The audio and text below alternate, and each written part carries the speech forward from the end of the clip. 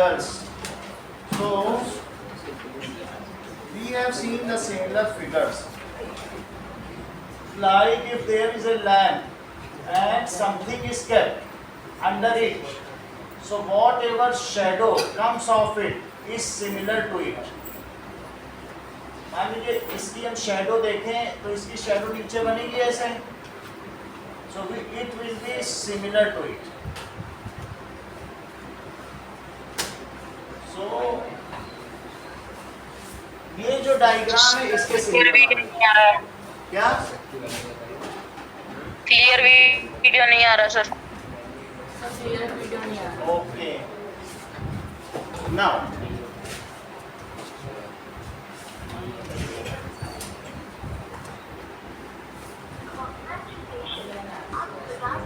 चलिए अब इसको क्लियर करते हैं। सो जो इसका ये सिमिलर होगा तो शैडो और जो ओरिजिनल ऑब्जेक्ट है these are similar to each other. Okay, अगर आपने एक स्टार रख दिया तो स्टार का जो शैडो बनेगा वो उसके कैसे होगा, सिमिलर होगा। इससे तो आपको पता चल जाता है कि कोई भी चीज़ किसी के कैसे सिमिलर होगी। नाउ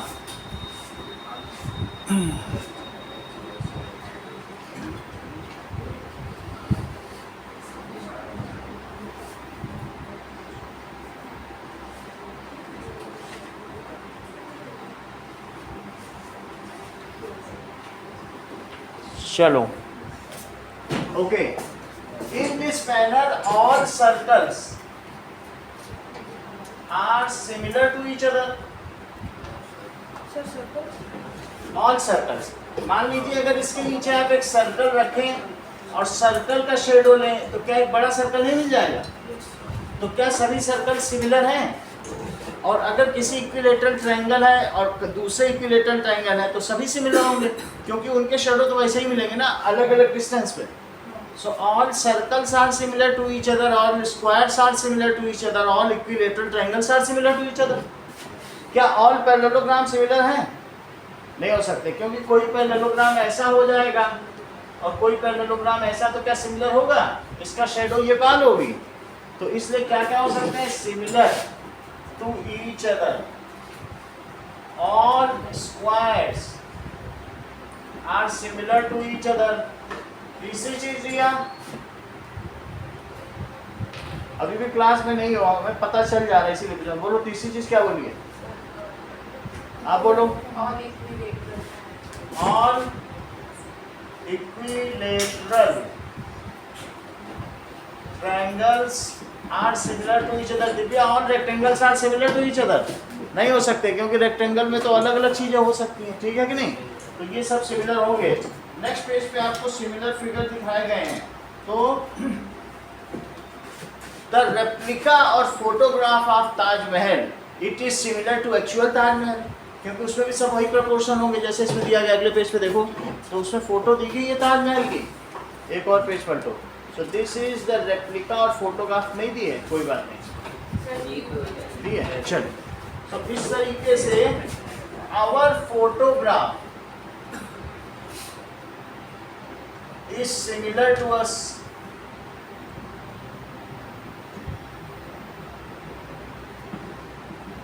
ऐसा कहा जा सकता है। तो सिमिलरिटी का कुछ क्राइटेरिया होगा जो कि इस शैडो से हमें बिल्कुल क्लियर हो जाता है कि किसी भी चीज़ की अगर वही फोटो ली जा सके, उसका मैग्निफिकेशन किया जाए तो वही चीज़ हो सकती है।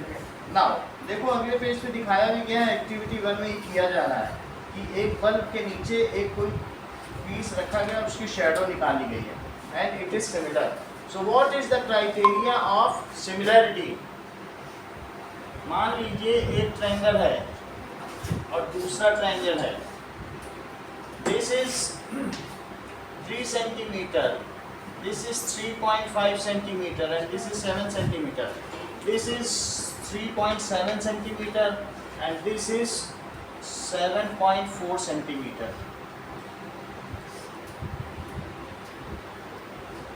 These are various angles. मान लीजिए ऐसा हो, ये 80 डिग्री हो और यहाँ 70 डिग्री हो। अब ये बताओ चंद्रशेखर, इतने ही डिटेल दिए गए हैं और ज़्यादा नहीं दिए गए हैं, तो क्या आप कंक्लूड कर दोगे कि ये सिमिलर है कि नहीं? यहाँ जबकि ये 30 दिया, ये 70 दे रहा है, बोलो बोलो, है सिमिलर? तो ये यहाँ 70 है, तो क्या ये भी 70 हो जाएगा? क्योंकि इससे 110 हुआ, तो ये कितना हो जाएगा? 70 हो जाएगा ना, दो एंगल दिए गए हों। और अगर यहाँ ये 70 है तो वो कितना हो जाएगा? 30 डिग्री।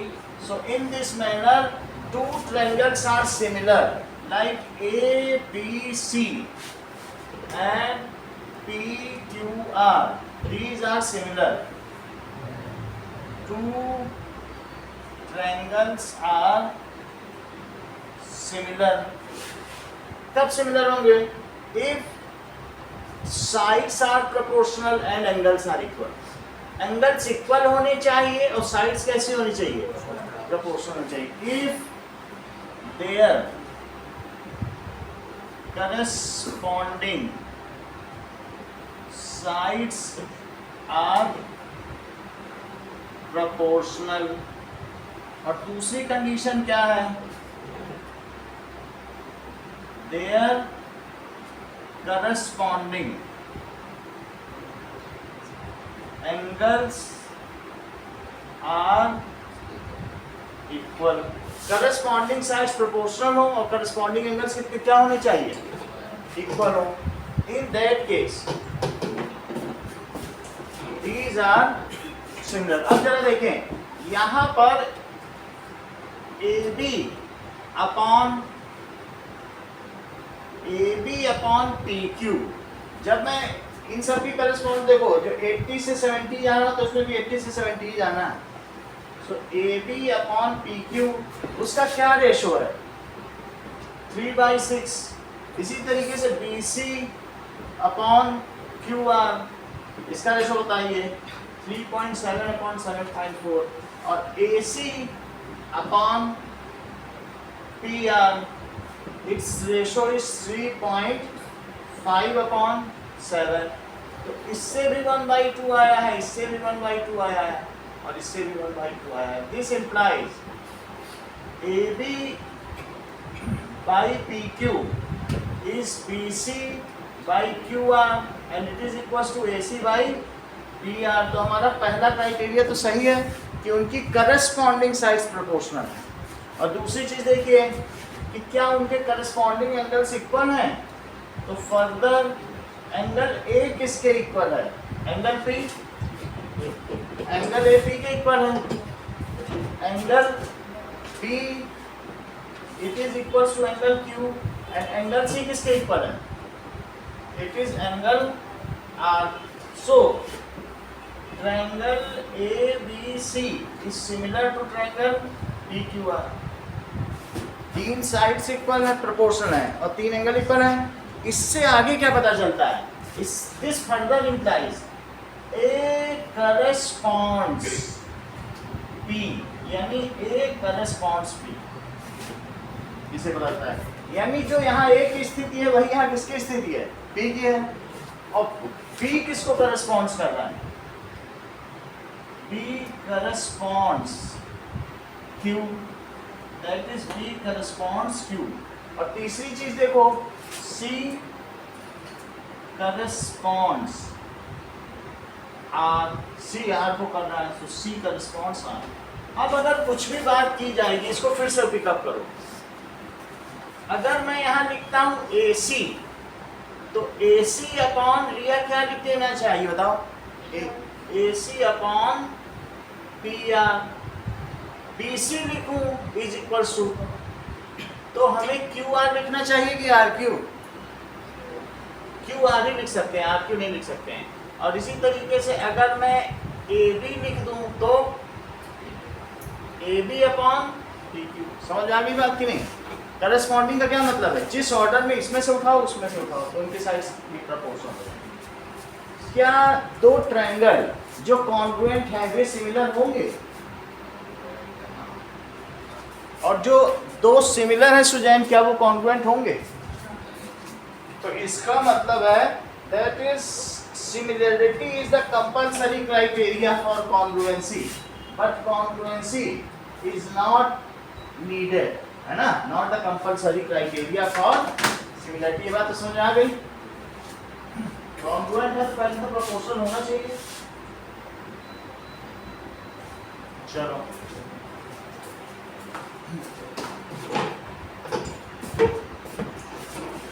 आगे का देखिए।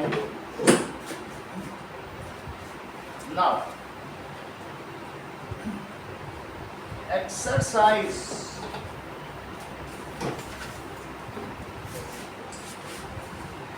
6.1 देखो।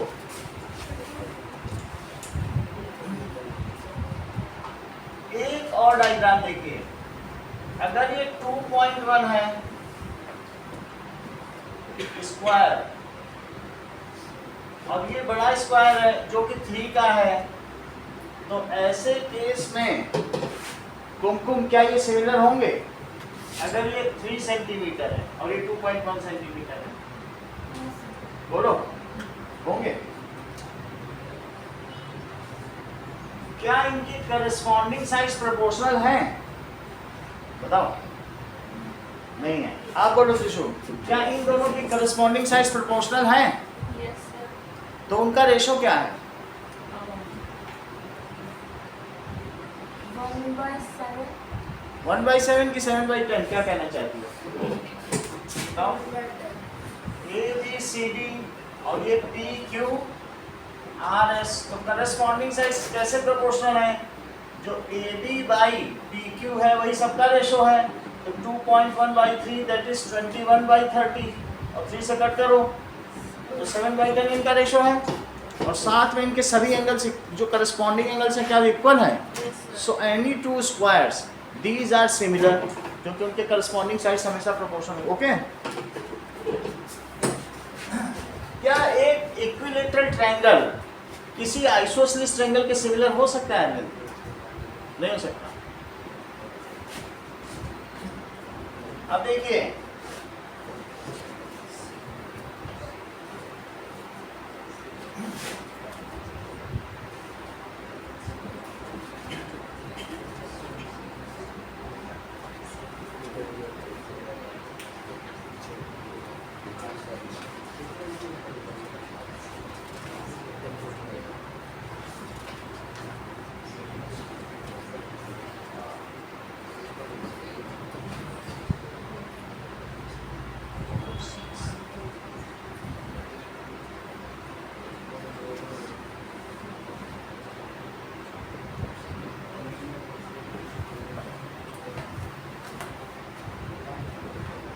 आर्विन, जरा इसको बाई ऑब्जर्वेशन बताइए, क्या ये दोनों ट्रायंगल सिमिलर है? और अगर सिमिलर है तो ट्रायंगल एबीसी को कैसे लिखोगे? It is similar to.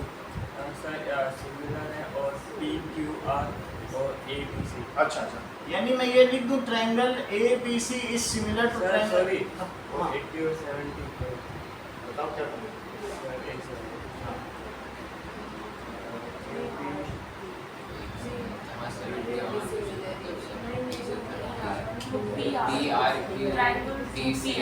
तो किसके मतलब यहाँ क्या लिखा है? एबीसी कोई बता दो, एक इसके करस्पॉन्डिंग है। चलो तो ए क्यू क्या है? और बोलो बी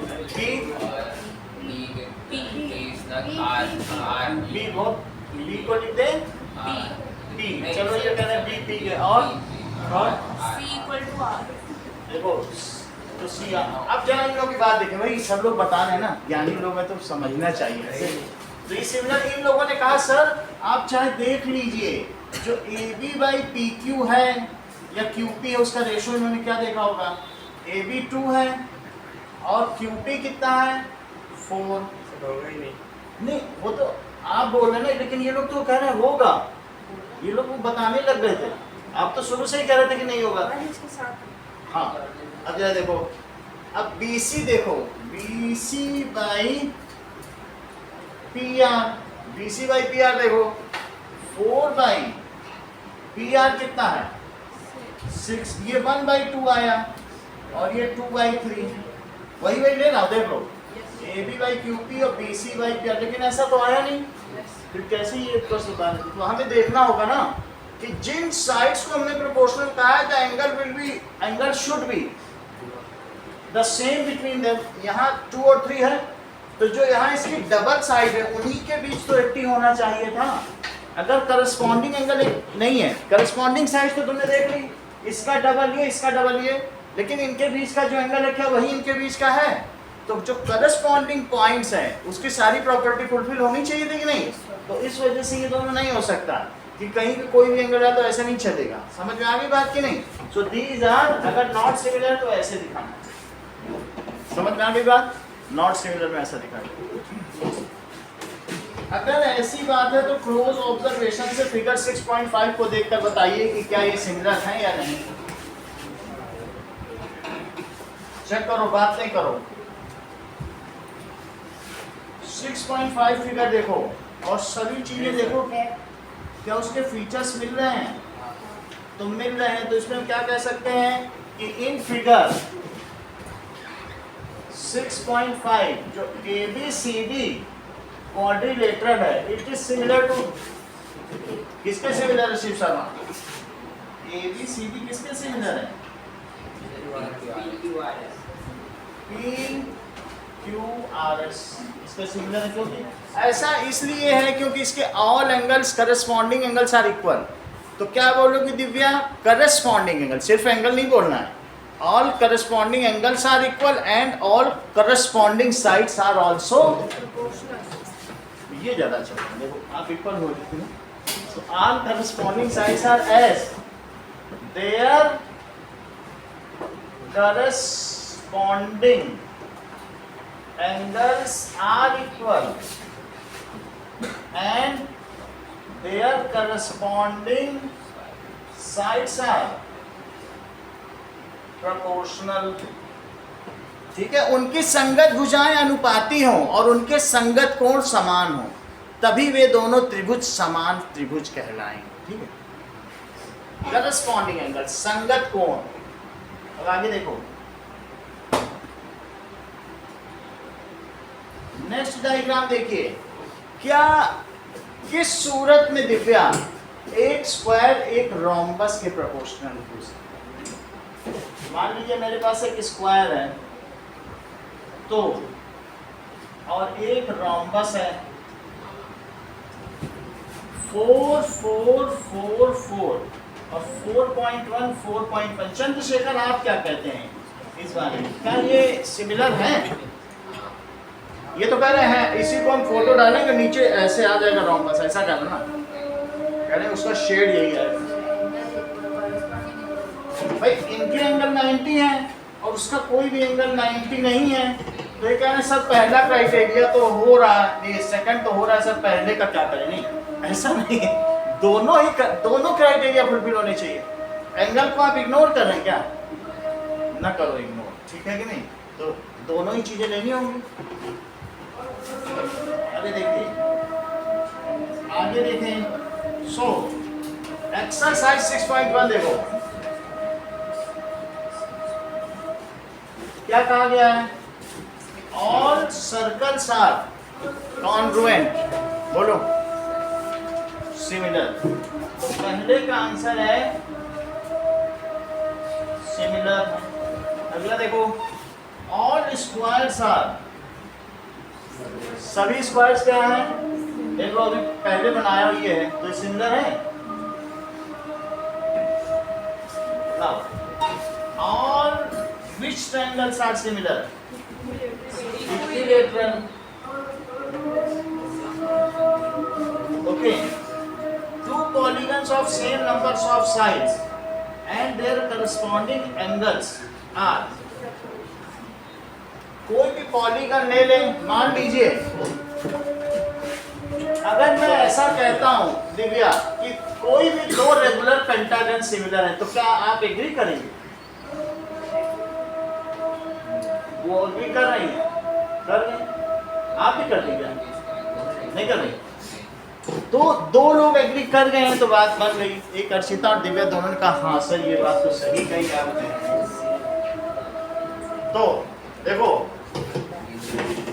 देखिए जरा, रेगुलर पेंटागन क्या होते हैं? जिनमें सारी साइड्स इक्वल हो, ठीक है, और साथ में क्या हो बोलो, सारे एंगल भी इक्वल हो, सभी इसमें 108 डिग्री होते हैं। तो अगर इसी का ये मिनिएचर है और इसका एक बड़ा रूप है, तो कोई भी रेगुलर पेंटागन जिसमें सब सारे फीचर जिसमें पूरी सिमेट्री हो, तो वो रेगुलर पेंटागन कहलाएगा। सारे एंगल भी इक्वल होते हैं इसके, और इसमें भी सारे equal. Regular pentagon, regular hexagon, इन सब में सिमेट्री होती है। एक होता है पेंटागन, तो टेढ़ा मेढ़ा कैसा भी हो सकता है। हेक्सागन टेढ़ा मेढ़ा कुछ भी हो सकता है, 6 भुजाएं होनी चाहिए। लेकिन रेगुलर लगाने से तो सारे एंगल और सारे एंगल सेपरेटली इक्वल होनी चाहिए। तो क्या कोई भी दो रेगुलर पेंटागन सिमिलर होंगे? उनके एंगल्स क्या इक्वल होंगे हमेशा? अगर इसका 108 है तो क्या इसका भी 108 होगा? और साथ ही साथ that is their sides are also proportional. अगर ये 3 है और ये 3.2 है तो सारी ऐसी हो जाएंगी। तो क्या कह सकते हैं कि अगला वही डी वही है, any two regular polygons are similar if they are having same number of sides and as they are having same number of sides। समझो डी पार्ट कर रहा है। so two regular polygons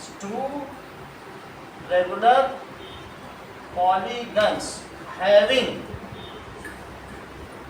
same number of sides, तो इनमें दोनों में same number of sides हैं, तो उन्हें क्या माना गया शिव शर्मा? सिमिलर मानोगे कि नहीं? ठीक है। Are similar as their, sentence पूरा करो, as their corresponding angles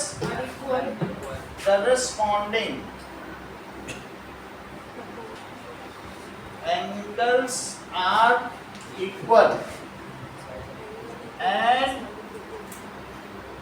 there corresponding sides क्या होंगी? corresponding sides are proportional। इसकी बात हो गई?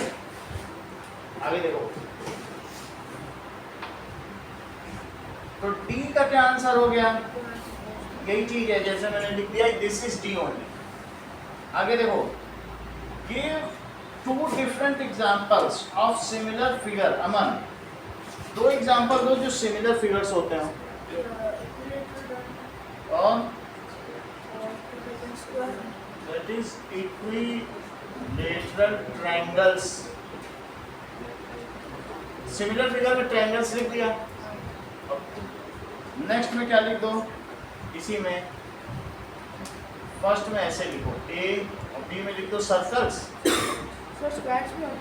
स्क्वायर्स जो नॉन, अब एक और भी आंसर दो, जो नॉट सिमिलर हो। किसके? 2 बताने पड़ेंगे ना। ये तो मैंने लिख दिया इक्विलेटरल ट्रायंगल्स, या पेयर लिख दो अगर ऐसा है।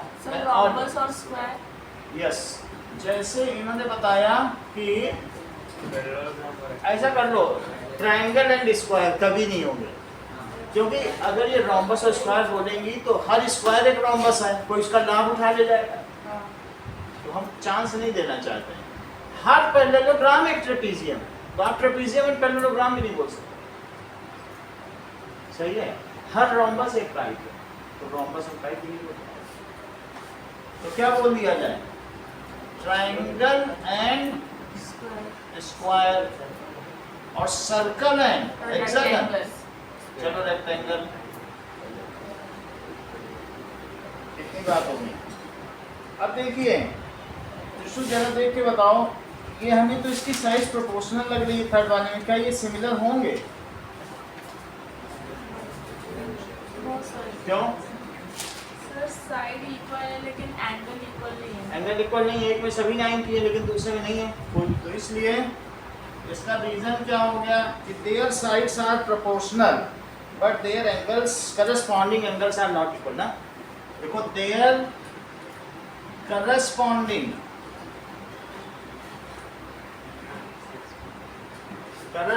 sides are proportional but their corresponding angles are not equal। so इसलिए क्या होगा? these figures are not similar। Okay, अब आगे का देखिए।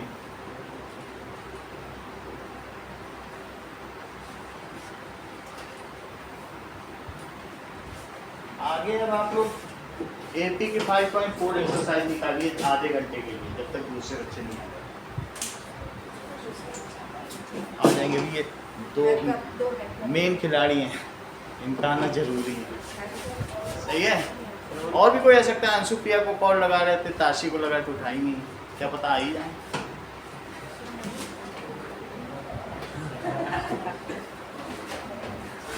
अभी 4 खिलाड़ी मैदान में नहीं है ना, तो ओलंपिक नहीं हो सकता।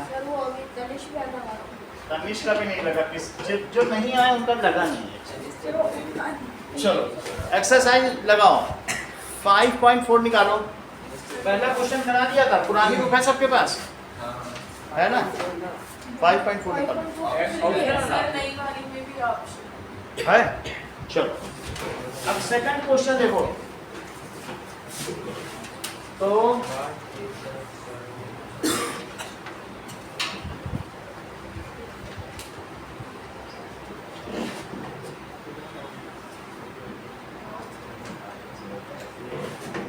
सेकंड क्वेश्चन देखिए, कहा गया है कि sum of third and seventh term is 6 and their product is 8। हो गया। थर्ड क्वेश्चन देखो। नाउ किसी लेडर में 25 रंग्स हैं, तो अब देखो, the rung decrease uniformly in length from 45 centimetre at the bottom।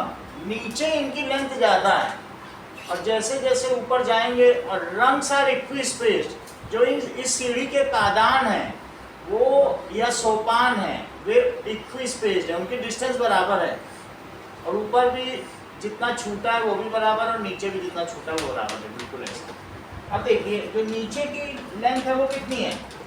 45 centimetre. अगर हम बीच में कुछ डिटेल्स छोड़ना चाहेंगे तो ऐसे डॉट कर दें, इससे पता चलता है कि सही है। ठीक है। और सबसे ऊपर का कितने का है? 25 सेंटीमीटर। तो नाउ इनके बीच की स्पेसिंग कितनी की है बताइए? दैट इज, यहाँ से यहाँ तक की डिस्टेंस कितनी है? 2.5 मीटर। 2.5 मीटर कितना होता है? 250, 100 से मल्टीप्लाई करिए, सेंटीमीटर। तो 250 सेंटीमीटर में कितनी सीढ़ियाँ हैं? क्या ये 25 स्टेप्स हैं? तो इनके बीच की स्पेसिंग पता चल जाएगी। ओके, तो चेक करो, how many steps are there? Decrease uniformly 25 rungs हैं। ओके, तो अब देखो, अगर मैं कहूं कि 3 रंग हैं, तो ऐसी स्थिति में गैप कितने हैं? इसी सीढ़ी में 3 रंग हैं, तो गैप कितने हैं? देख लो, ये गैप है और ये भी गैप है। सही है। तो हमेशा जो गैप होंगे वो एक कम होगा। ठीक है। तो इफ देयर आर 25 रंग्स, तो 25 रंग्स होने पर how many gaps are there? ऊपर तक तो लिया नहीं गया। ठीक है। तो देयर आर 24 गैप्स। अब जरा देखो क्या कहा गया है। Rungs 25 centimetre apart, the rungs decrease uniformly. इन्होंने बोल दिया 25 सेंटीमीटर अपार्ट है, तो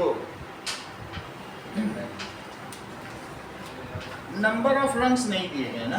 दिए sir number of sir hint 25 centimetre. A ladder has rungs 25 centimetre apart, the rungs decreases. ये दिया ही नहीं नंबर ऑफ रंग्स, दिया नहीं दिया। किसमें दिया? वो हिंट अलग बात है। अब ये देखो, हिंट अलग बात है। ये कितना है बताओ? ये 25 सेंटीमीटर है, तो वो अब लिख देंगे जितने गैप्स होंगे उससे एक ज्यादा रंग होगी। इतनी बात सही है कि नहीं? अभी हमने आपको बताया नहीं, 2 गैप। तो पहले ये बताओ 25 सेंटीमीटर का एक गैप और टोटल गैप इतने का, तो how many gaps are there? बात सही कि नहीं? तो 1 गैप कितने का बोलो? 1 गैप इज 25 सेंटीमीटर, और टोटल गैप कितना हुआ? टोटल गैप इज 250 सेंटीमीटर, सही है 2.5। तो नंबर ऑफ गैप्स कितना होगा बोलो 250/25, तो क्या 10 गैप हो गए? अगर रियल 10 गैप हो गए तो नंबर ऑफ रंग्स कितने हुए? सही है, क्योंकि उससे ज्यादा वैसा नीचे लिखा भी है। सो नंबर ऑफ रंग्स कितने हो गए? That is number of gaps +1, तो दैट इज 10 + 1, ये 11 हो गए। और अब हमारी जो बीच की लकड़ी लग रही है वो 45 सेंटीमीटर से शुरू होकर कहाँ तक जाएगी बताओ? 25। So forming an AP, so that is जो A1 है, A क्या 45 सेंटीमीटर है और A11 कितना है? देखो ये जब तुमने बता दिया कि 11 स्टेप्स हैं तो पहला स्टेप ये हुआ, और जो तुम 11th पे चढ़ोगे वो 25 सेंटीमीटर का, ये बात समझ आई? तो A11 कितना है? 25 सेंटीमीटर। अब देखो A11 का फार्मूला लगाओ, ये तो ये समझ में आ गया ना, ये पहली रंग है, पहला सोपान है, आखिरी कहाँ से बताएं? बताओ हम बता दें। चलो A11 को क्या लिखें? A + 10D दैट इज 25, और A की जगह क्या लिखते हैं? सही है, तो 45 + 10D is 25. So now 10D is what? 45. So 10D it is -20. तो D कितना हुआ? -2. यानी हर एक में 2 सेंटीमीटर वो डिक्रीज हो रही है। ओके, लेकिन हमें अब D तो आ गया। 11 रंग्स को बनाने के लिए कितनी लकड़ी चाहिए? वो किनारे वाली लेटर छोड़ के वो कह रहा है वो जो स्टेप्स है ना, तो क्या मैं S11 कर दूं?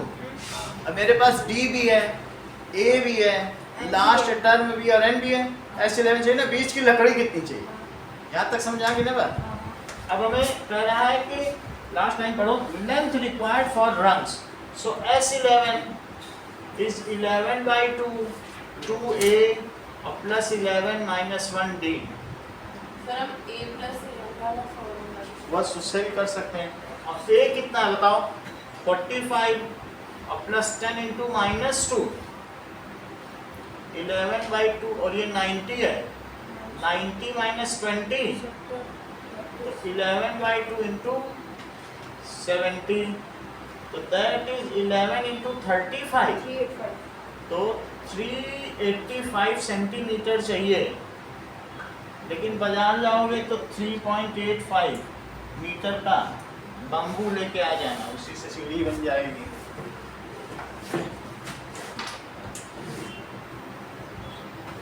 ओके, अगला क्वेश्चन देखो, उत्तर समझ में आ गया? चलिए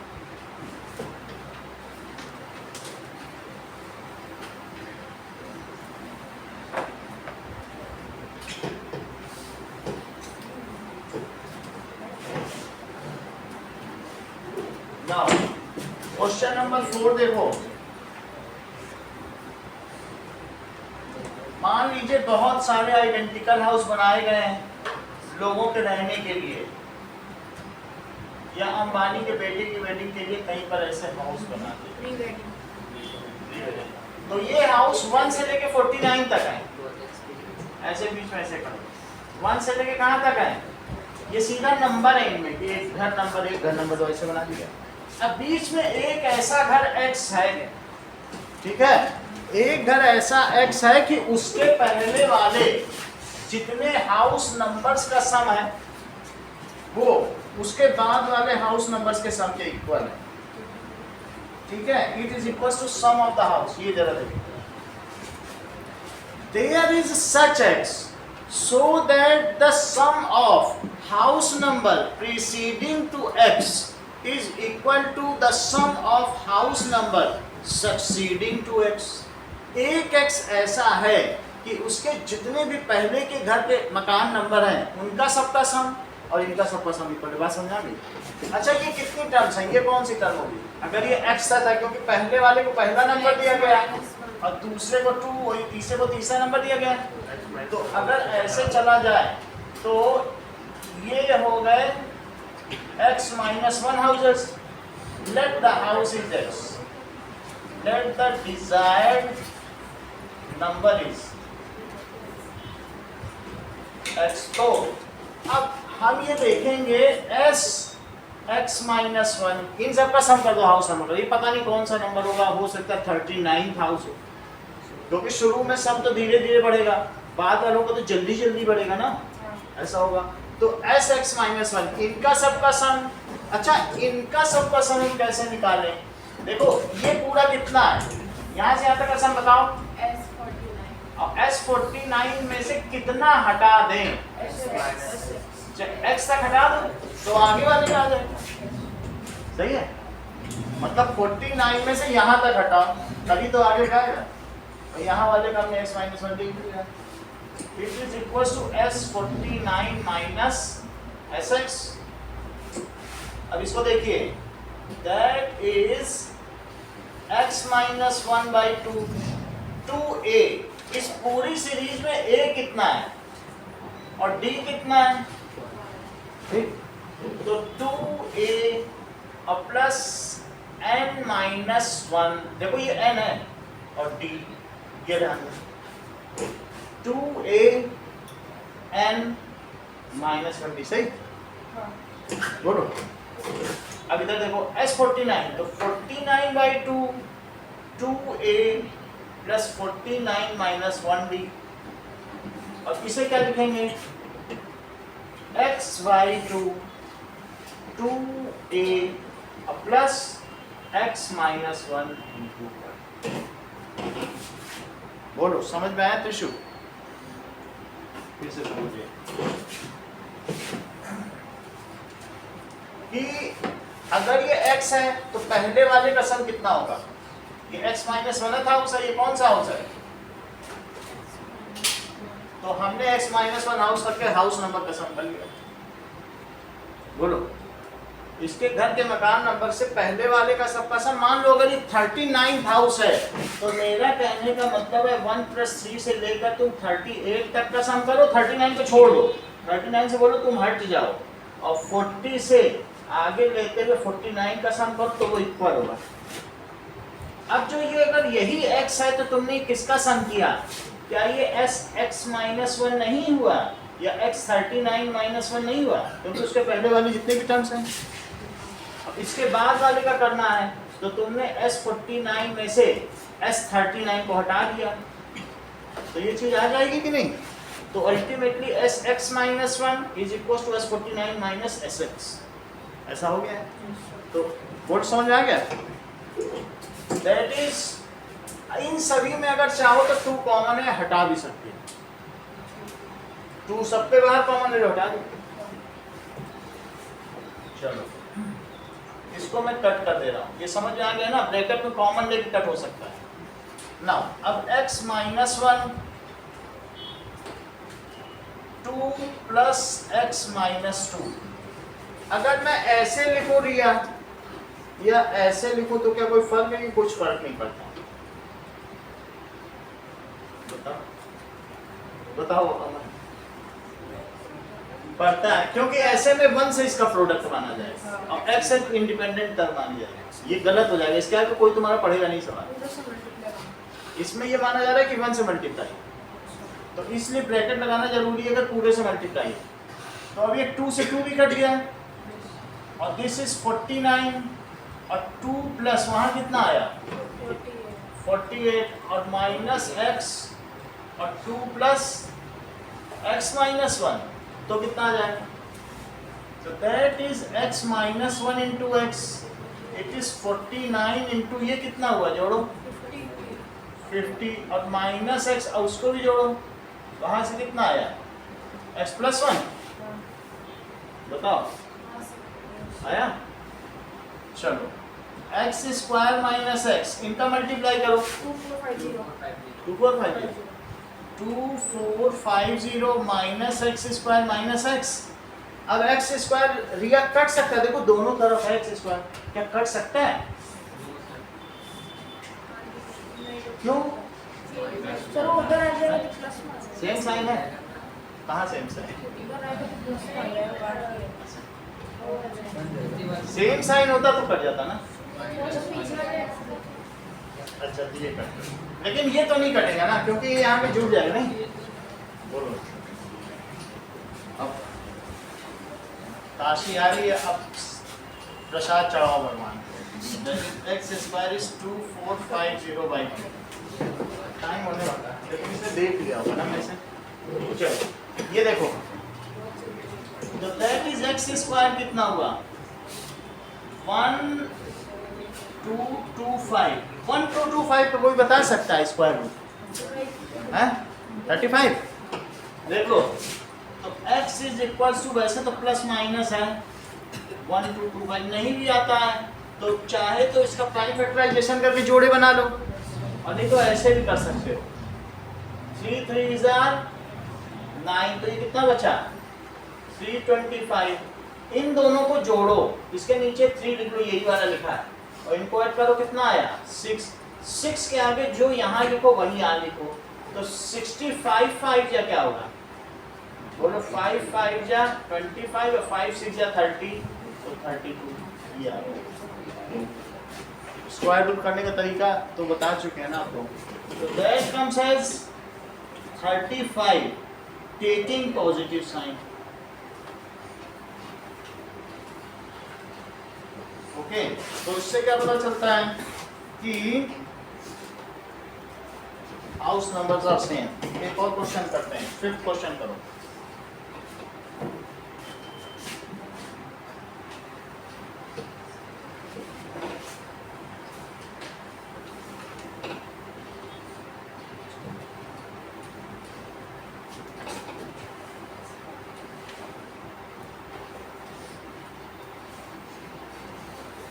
क्वेश्चन में क्या कहा गया है कि स्टेडियम में दर्शक दीर्घा है, विजिटर्स लॉन्च, और वो ऐसे सीमेंट की बनाई गई है।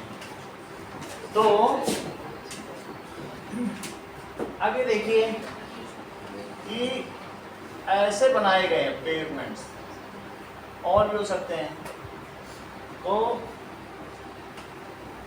ऐसे ना। अब देखिए ये जहाँ तक भी जाएगा छोटा सा ही बना देगा।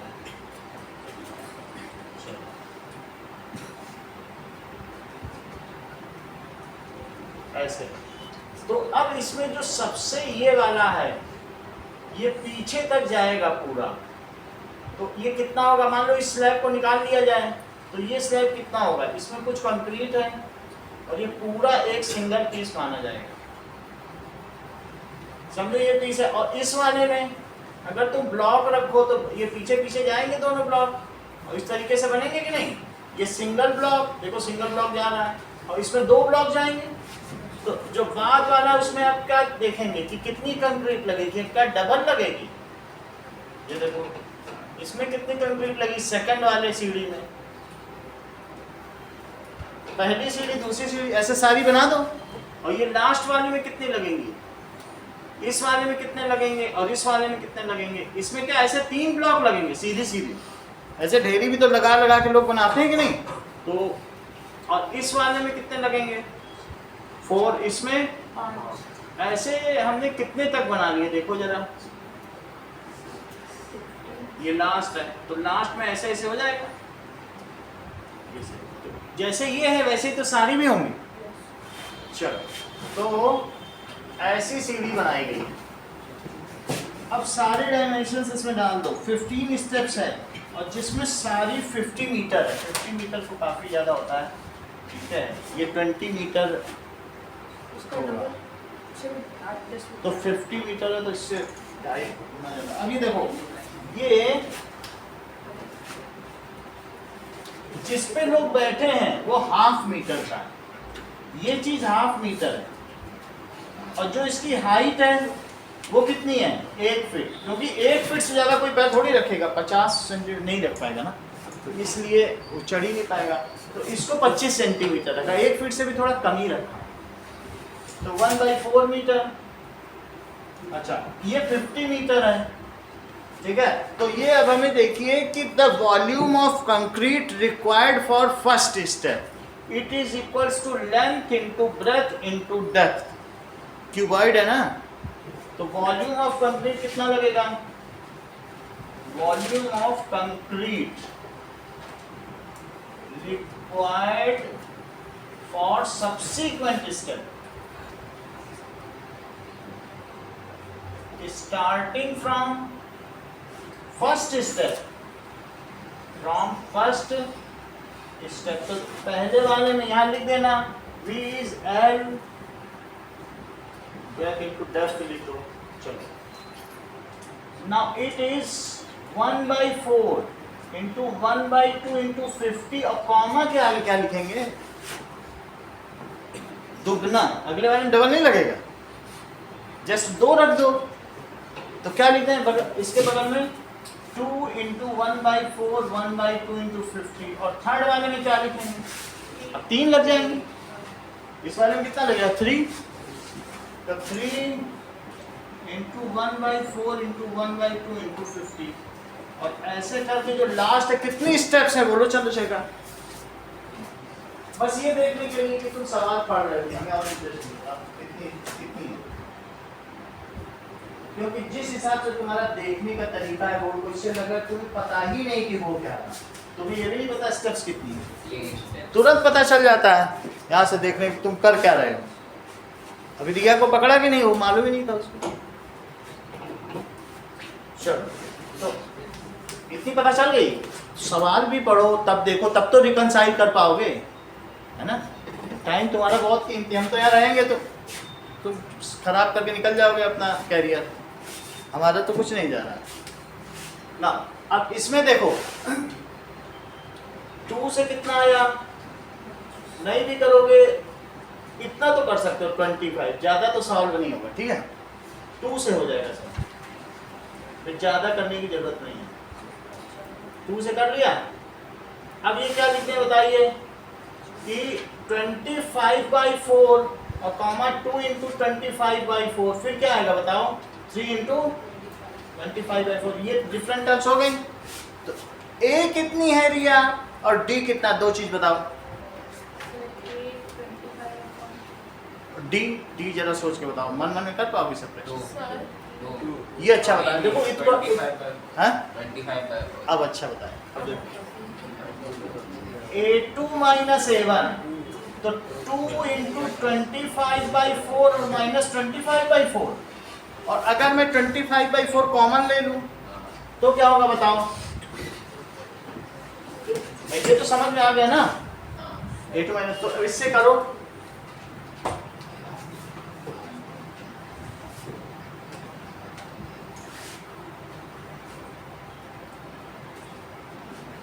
Now it is 25/4 और 2 minus 1, so 25/4 into 1, 25/4 आ गया।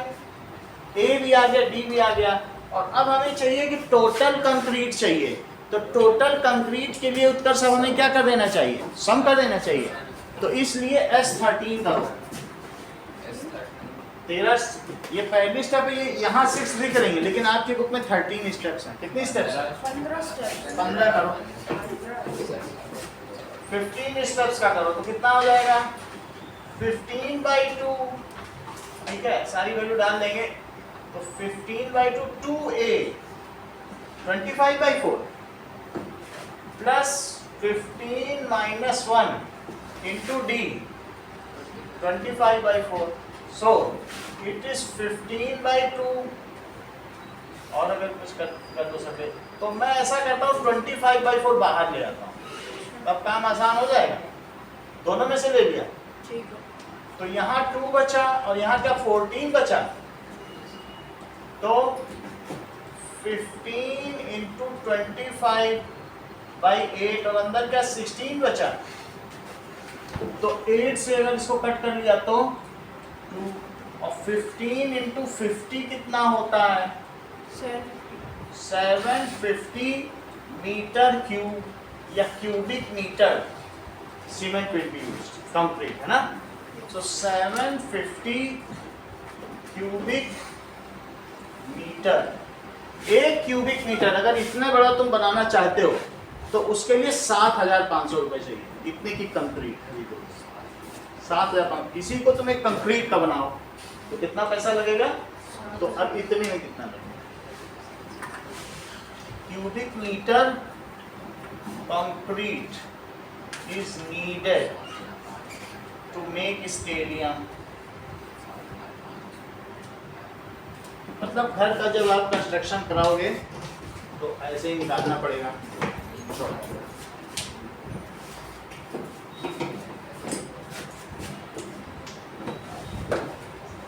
क्वेश्चन नंबर 3, 4, 5 करो जब तक हो जाता है।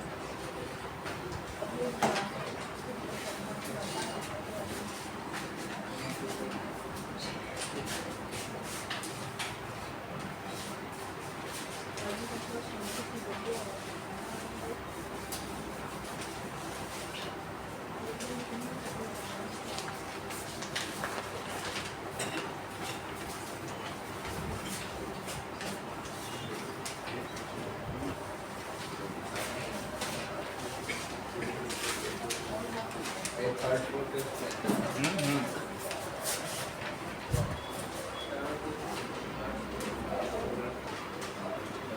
बताते नहीं, देखो अभी कितने बच्चे नहीं आए, तुम्हारी जिम्मेदारी थी, ये बताना था तुमको।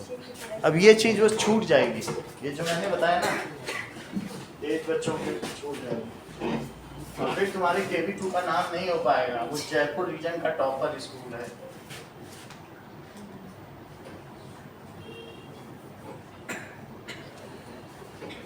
चलो नाउ और दूसरे क्लास में लोग बहुत अच्छी तरीके से इसको वीडियो करते हैं, आप ही की जिम्मेदारी है। 10 theorem 6.1 basic proportionality theorem.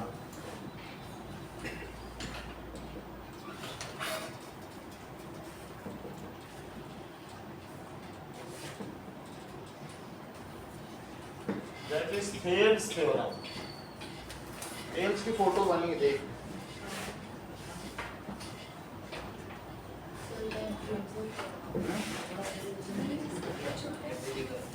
Okay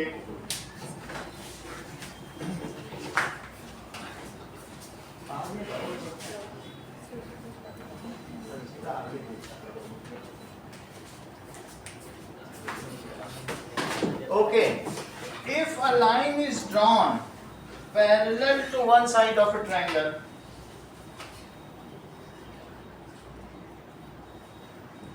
देख लो, if a line is drawn parallel to one side of triangle,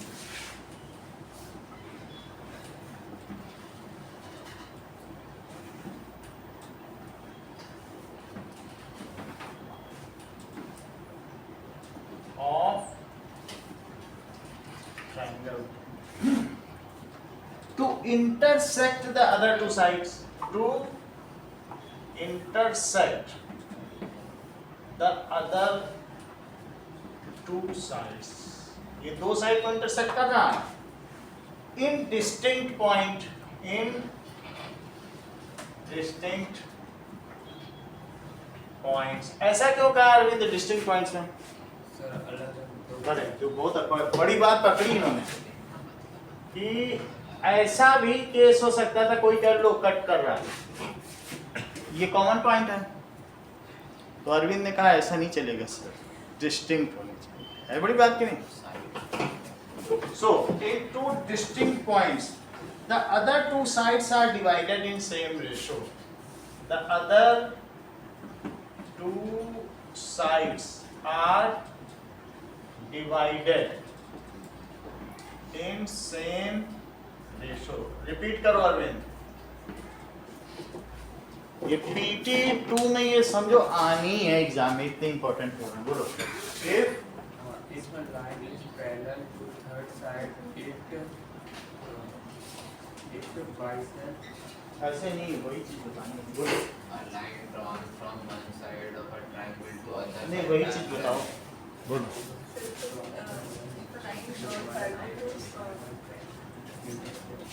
one side. One side है कि थर्ड साइड है? क्या वन साइड है। One side of the triangle and intersects other two sides at two distinct points.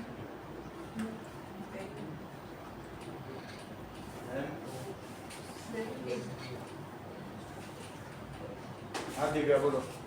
Sir, if a line drawn parallel to one side of the triangle, then it intersect.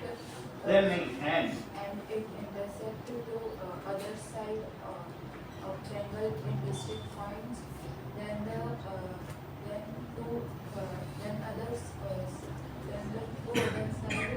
divided in the same way. Sir, video बंद हो गया। Video Google काम नहीं कर रहा है। चलो okay now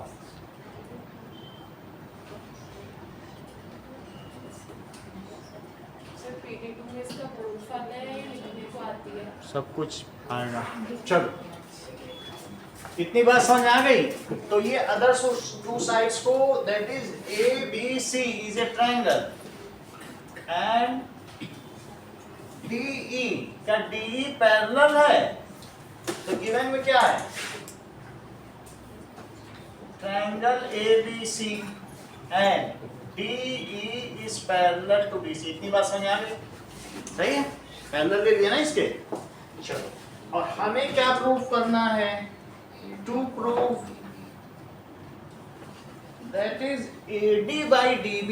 ऐसे करके दिखाया था कि नहीं आपको अभी? AD by DB is equals to AE by EC। अब इसका प्रूफ देखो, प्रूफ में ही कंस्ट्रक्शन कर दिया जाता है। तो प्रूफ में हमने यहां से एक परपेंडिकुलर ड्रॉ कर दिया। जितने भी आप कंस्ट्रक्शन करोगे वो डॉटेड होने चाहिए। मेन डायग्राम बोल्ड होना चाहिए और ये डॉटेड एक एक कंस्ट्रक्शन कर दिया। अब देखो इससे इस पे भी परपेंडिकुलर डाला। परपेंडिकुलर डालो तो परपेंडिकुलर लगना भी चाहिए कि है 90 डिग्री, ऐसे नहीं कि ऐसे ही डाल दिया। देखो ये मेरा लग रहा है कुछ 90 डिग्री, ये 90 लगना चाहिए। तो ये परपेंडिकुलर लग रहा है ना? इस पे भी परपेंडिकुलर डाला, इस पे भी परपेंडिकुलर, तो दोनों पे हमने परपेंडिकुलर डाल दिया। ओके ना, अब ये दोनों पॉइंट्स जो परपेंडिकुलर डाले गए हैं तो foot of perpendicular are N and L, ये इनके फुट हैं। जहां परपेंडिकुलर गिरता है उसको क्या कहते हैं? ऊपर से गिराया परपेंडिकुलर, तो जहां गिर जाए उसको क्या कहते हैं? Foot of perpendicular. सही है। अब देखो दैट कुछ मैसेज करना है क्या अर्चिता घर पे? नहीं सर। चलो ठीक है। अब देखो हमने इसमें एक काम और किया, join DC and B। Okay, draw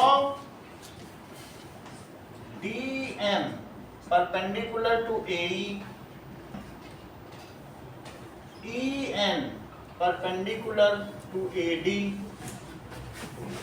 join DC and BE। सही है, ज्वाइन कर दिया। अब देखो ये मुझे बताओ कि एरिया ADE क्या है?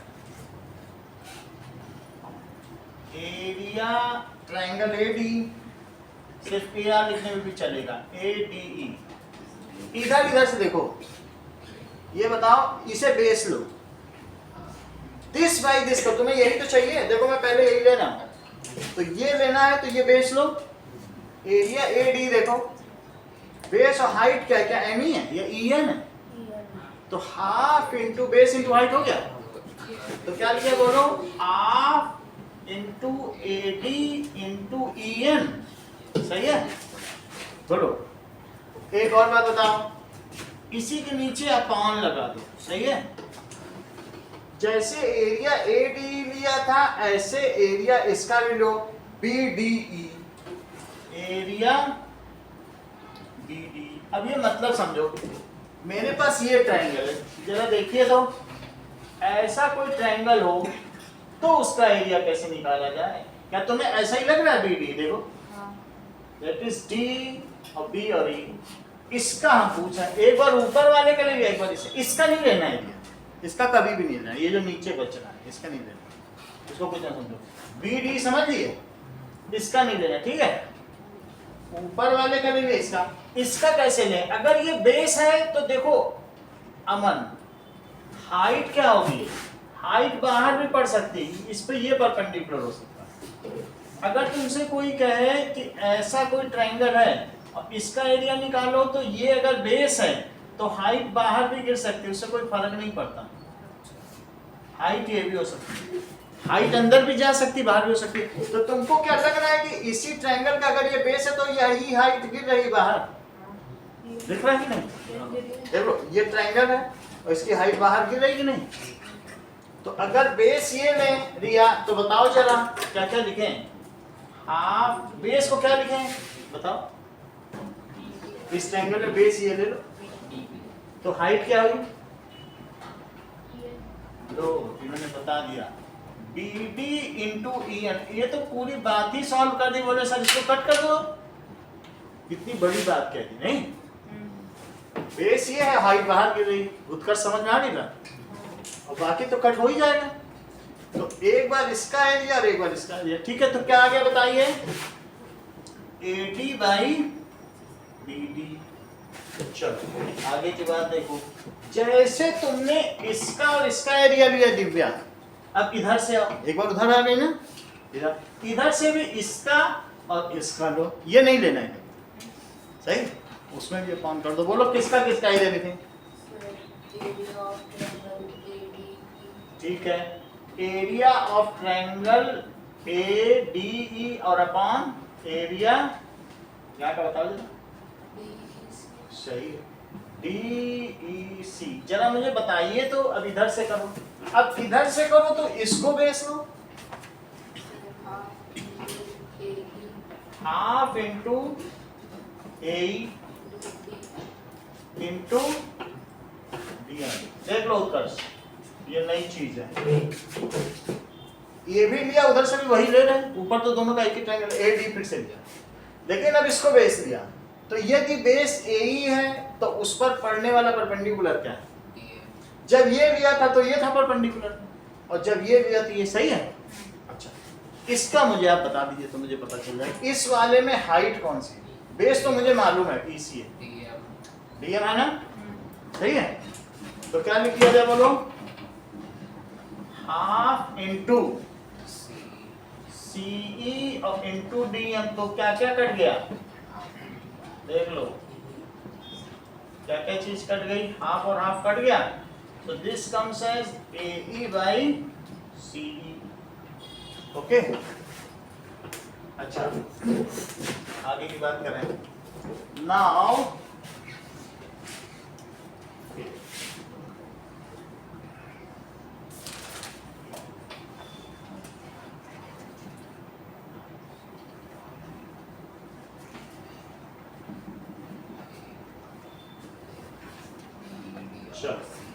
अब आगे की बात करो।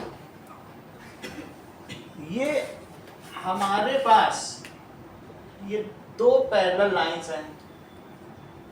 अच्छा इसमें मैंने एक ये ले लिया, एक ट्रायंगल ये बनाया और एक ट्रायंगल ये बनाया और एक ट्रायंगल ये बनाया। ये बहुत दूर जा रहा है, करीब करीब पाली रोड तक जाएगा। तो इसका एरिया बड़ा होगा इसका कि इसका? बराबर होगा। क्यों बराबर? हाइट तो इसकी भी वही होगी, इसकी बाहर से वही होगी, इसकी अंदर से होगी, लेकिन बेस तो यही है सबका। ठीक है, बोलो बंद।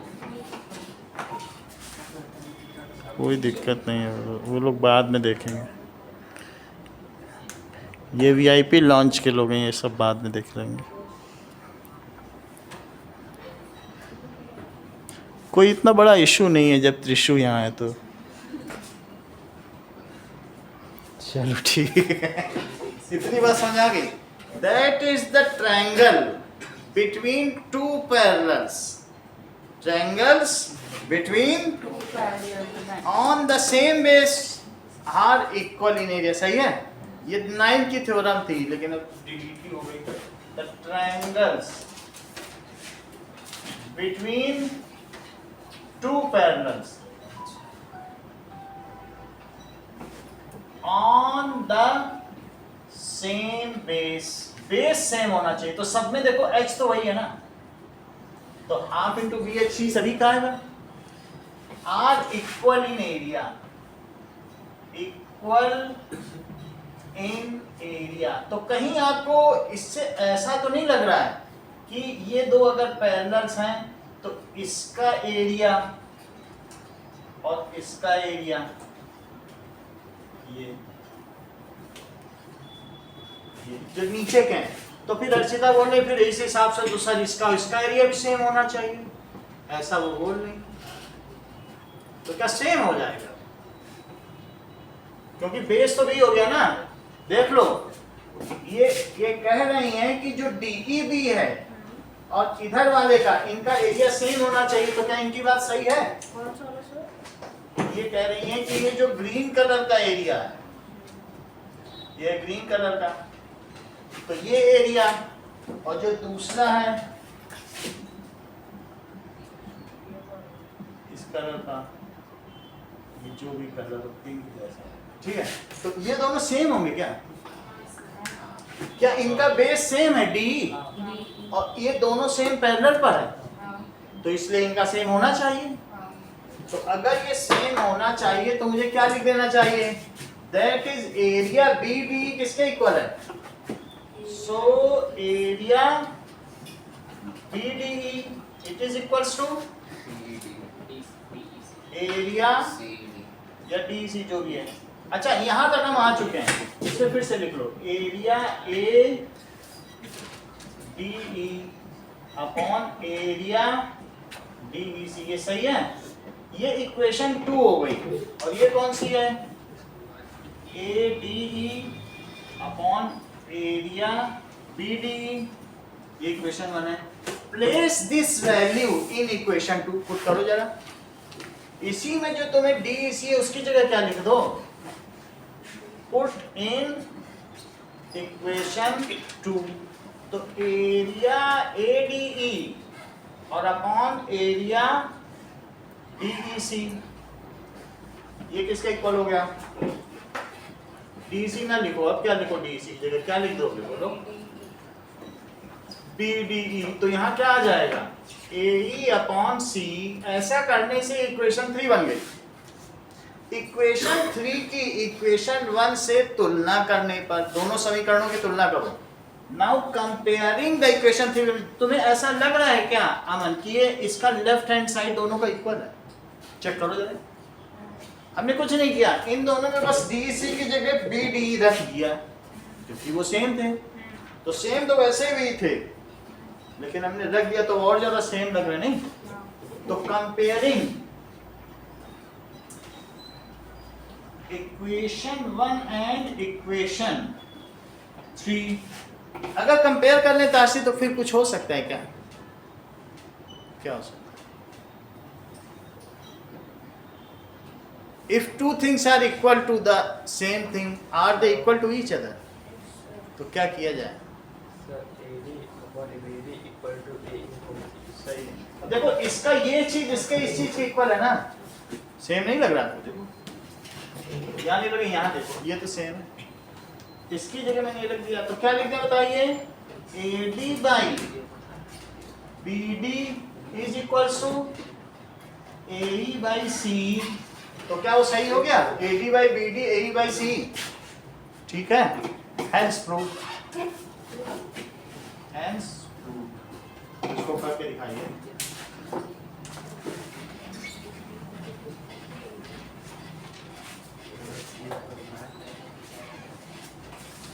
नहीं कहीं समझ आ रहा पूछे ना, बहुत जरूरी।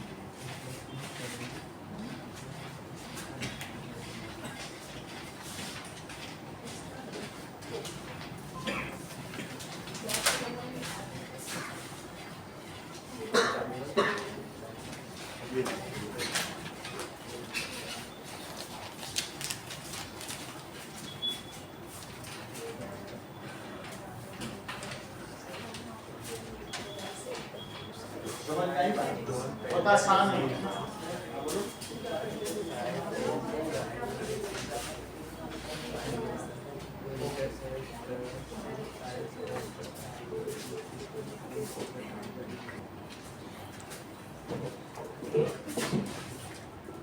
फिगर में दिया है कि एक ट्रायंगल को एक लाइन इंटरसेक्ट करती है, that is at D and E. ABC triangle है, इसको लाइन इंटरसेक्ट करती है और ये इसके पैरेलल भी है, ये गिवन है। सो गिवन है कि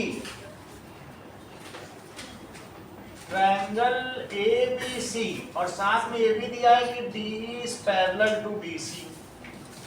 टू प्रूव कि AD by AB it is equals to AE by AC, ऐसा प्रूफ देखिए, जमा करो। चलो बाकी लोग उसको रखें, बाद में करेंगे, इसको समझो टिश्यू। ओके चंद्रशेखर, आप भी कुमकुम ध्यान दीजिए। कह रहा है कि अगर पैरेलल हो, तुमको थोड़ी देर पहले बताया था कि ये 3 है और ये 5 है और ये 6 है, ना तो होते हैं कि नहीं, वही फिर से प्रूव ही करा दिया कि दिस बाय दिस और दिस बाय दिस, ऐसा ही तो था ना, पर 3 और 5 था और 6 और 10 था कि नहीं, तो ऐसा ही यहाँ प्रूव कराया गया है। अभी तक तुम्हें मालूम है this by this is this by this, तो दिस बाय दिस छोटे अपॉन कंप्लीट और इसका भी छोटा अपॉन कंप्लीट, वो भी प्रोपोर्शनल होंगे, तो उसे प्रूव करो। ऐसा करने के लिए लिखो as DE is parallel to BC, Utkarsh D parallel है, so by BPT using basic proportionality theorem क्या हो जाएगा बताओ, बाय BPT लगाओ। जब तुम BPT लगाओगे हमेशा वर्टेक्स से ही लोगे, वर्टेक्स क्या है इसका, तो कैसे लिखोगे बताओ, AD upon DB it is equals to AE upon BC, सही है। अब जरा देखो, आपको AD चाहिए ना, AD, तो इसलिए आप क्या करो, पलटो, 1 जोड़ो और पलटो, आंसर आ जाएगा। अगर कभी भी पूरे में करवाए तो क्या करना चाहिए हमको बताइए, इन्वर्टिंग, एडिंग 1 एंड इन्वर्टिंग, आपको जो रिजल्ट आ जाएगा। एक है कि दिस बाय दिस है और दिस बाय कंप्लीट, और इधर भी दिस बाय कंप्लीट, तो ऐसे ही आएगा। अभी 1 जोड़ेंगे तो नहीं आएगा, क्योंकि अभी जोड़ने से फिर DB नीचे बच जाएगा। तो मैं बता रहा हूँ पहले, फिर देख लो, आगे भी बताऊंगा। इन्वर्टिंग करो तो क्या होगा बोलो, DB बाय AD, और वहां भी पलट दो, DC बाय AE। एडिंग 1 जोड़ दीजिए तो क्या होगा, on both side, on both sides, तो DB अपॉन AD प्लस 1, और उधर भी क्या करो, DC अपॉन AE प्लस 1, सही है। देखो त्रिशु, BPT लगाई, इन्वर्स कर दिया, एक जोड़ दिया, आपको दिस बाय दिस और दिस बाय दिस प्रूव करना, ठीक है। 1 जोड़ो, 1 जोड़ने के लिए नीचे क्या करोगे, और इसमें AE, ऊपर क्या आएगा, DB plus AD, DB plus AD, और उधर क्या आएगा, EC plus AD, EC plus, अच्छा DB प्लस AD होता क्या, AB, AB आ गया ना पूरा, AB भी आ गया और नीचे हमारा देखो AD बच भी गया, AD चाहिए था ना, अब पलटने काम है, पलट लेंगे बात। और इधर भी देखो EC प्लस AE क्या है, AC, तो AC अपॉन AE। अब हम क्या करेंगे, inverting both side, inverting both side, तो क्या हो जाएगा, AD upon AB is equals to AE upon AC। ऐसे समझ में आया कि फिर से बताते हैं, आ गया, कुछ ज्यादा नहीं करना, वो तो है ही प्रोपोर्शन, तुम किसी को किसी से भी ले लो प्रोपोर्शन तो होगा, लेकिन अब थोड़ा सा अलजेब्रा लगाना है। पलट के हमने इसको सुरक्षित कर दिया, AD हुई, अब AE और AD तो नहीं बिगड़ेंगे, वो नीचे बने ही रहेंगे ना, और 1 जोड़ते ही ये दोनों जुड़ भी गए, ये इसके साथ जोड़ दिया हमने, देखो जोड़ दिया कि नहीं, जोड़ते ही पूरी साइड आ, सही है। नाउ एग्जांपल नंबर 2 देखो, एग्जाम्पल 2 में ट्रेपीजियम है और ट्रेपीजियम में ABCD ट्रेपीजियम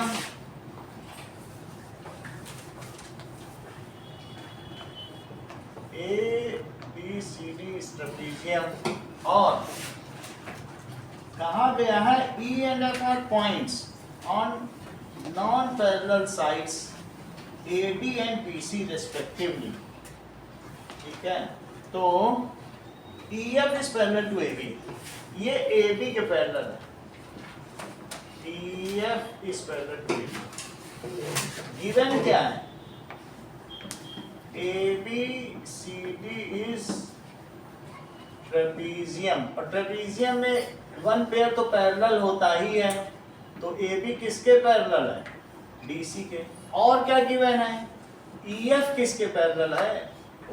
चेक करो, तुम्हारी तो बुक ही बंद है, तुम पढ़ कैसे रहे हो? EF is parallel to AB। ठीक है, नोट भी कर रहे हो कि कॉपी भी बंद कर रखे हो? ठीक है, इसीलिए सारी स्पेलिंग गलत होती है, तो केयरलेसनेस की इंतहा है ना ये। हाँ, ये चीज दी है कि this is proportional to this, ये इसके पैरेलल और ये इसके पैरेलल, सही है? ये तो इसके पैरेलल है, ये गिवन है, ये इसके पैरेलल है। टू प्रूफ क्या करना है कि जो तुमने ट्रायंगल में देखा है, उसने कहा कि अगर मैं किसी एक के पैरेलल ड्रॉ कर दूं तो ये भी आपस में वो एक रेशो में डिवाइड हो जाते हैं, सेम रेशो। तुमने ट्रायंगल में देखा था, वही चीज ट्रेपीजियम के लिए भी लागू है। वो कह रहा है कि नॉन पैरेलल साइड अगर बहुत ऐसी भी हो तो भी चिंता करने की कोई जरूरत नहीं है, बस आप किसी बेस के नीचे या ऊपर के पैरेलल लाइन ड्रॉ कर लो, आपका काम हो गया। ये अगर 2:3 के रेशो में, तो ये भी 2:3 के रेशो में सेम रेशो में डिवाइड हो जाएगी। जो ट्रायंगल में था वही ट्रेपीजियम, यही चीज प्रूव कर रहा है। देखो प्रूफ में क्या कर रहा है, that is AE by ED it is equals to BF by FC। तो इसको प्रूव करें।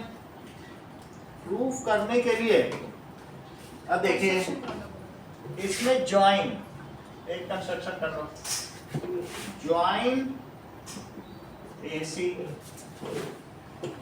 अब देखिए ज्वाइन AC कर ली। एक बात बताइए कि AB is parallel to DC और AB is also parallel to EF, है ना? Two lines which are parallel to third line are parallel to each other। दो लाइन है, मान लो ये L है और ये M है। L और M दोनों ही N के पैरेलल हैं, L भी N के पैरेलल और M भी N के पैरेलल। तो क्या इससे तुम ये कंक्लूड कर दो कि LM भी पैरेलल हो? Two lines which are parallel to third line, ये दोनों लाइन AB के पैरेलल हैं, तो क्या ये आपस में भी पैरेलल होंगी? टू लाइंस which are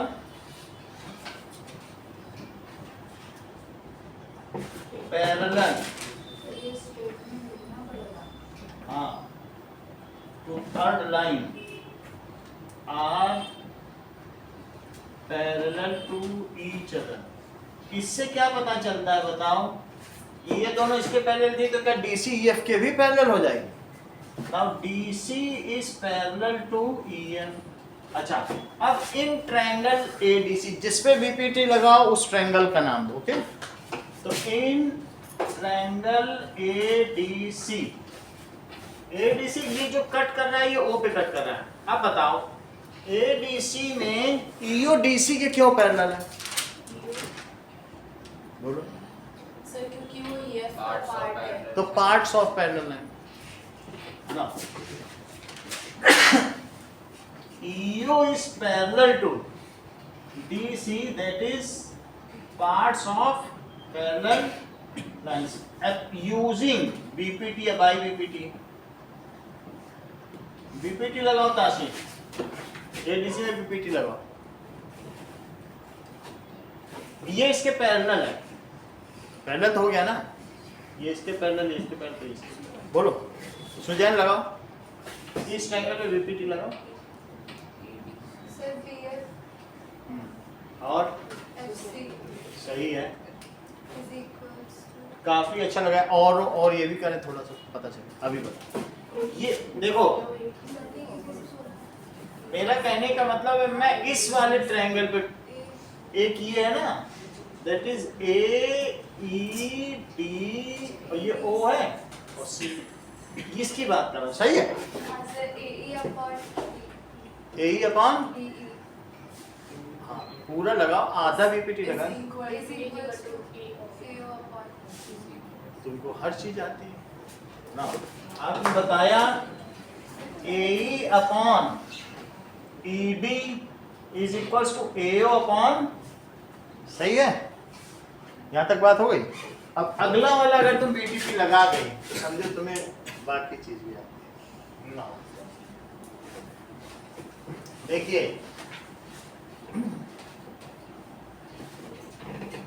इसके बाद देखिए, सो इन ट्रायंगल ए बी सी, अगली बात देखो, सो in triangle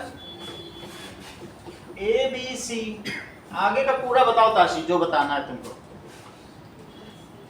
Sir, BF upon FC ऐसे नहीं होता है, बोलो Archita, Sir, AO upon OC by ये बता ही नहीं आप बोलो उत्कर्ष। Sir, AB is parallel to ये देखो ये चीज होती है, A B is parallel to EF, so AB is also E F parallel कहाँ to- है? अच्छा तो पूरा बता, अच्छा बता रहा हूं।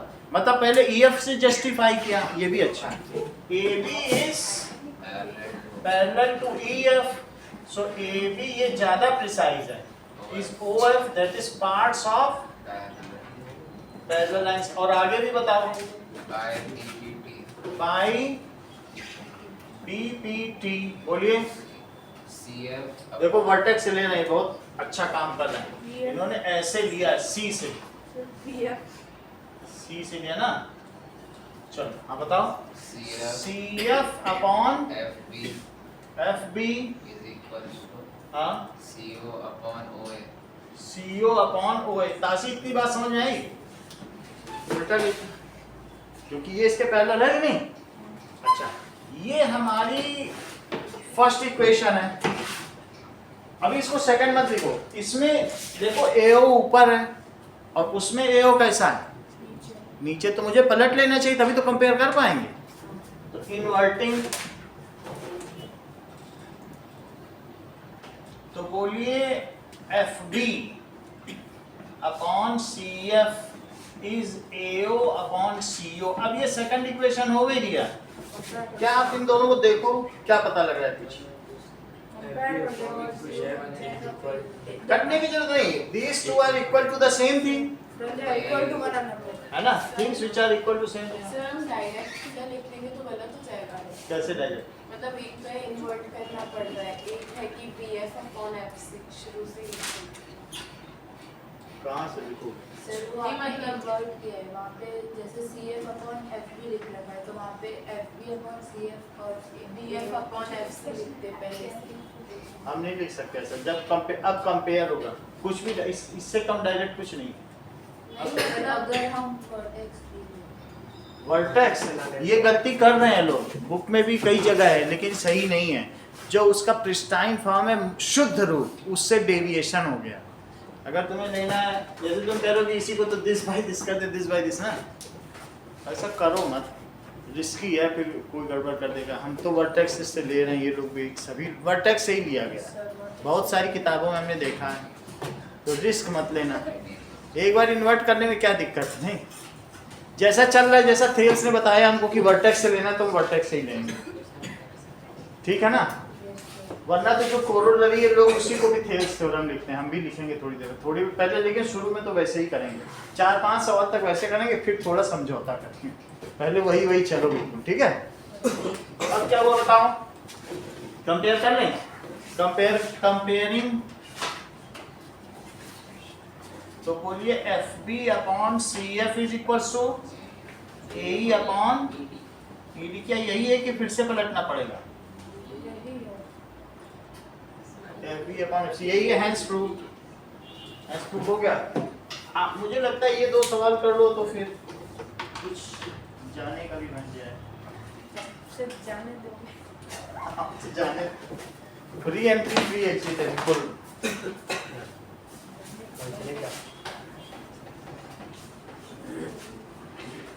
यहाँ आने जाने में कुछ वो नहीं, बस फीस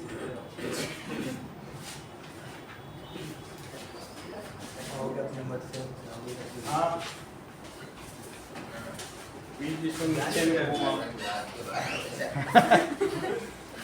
क्वेश्चन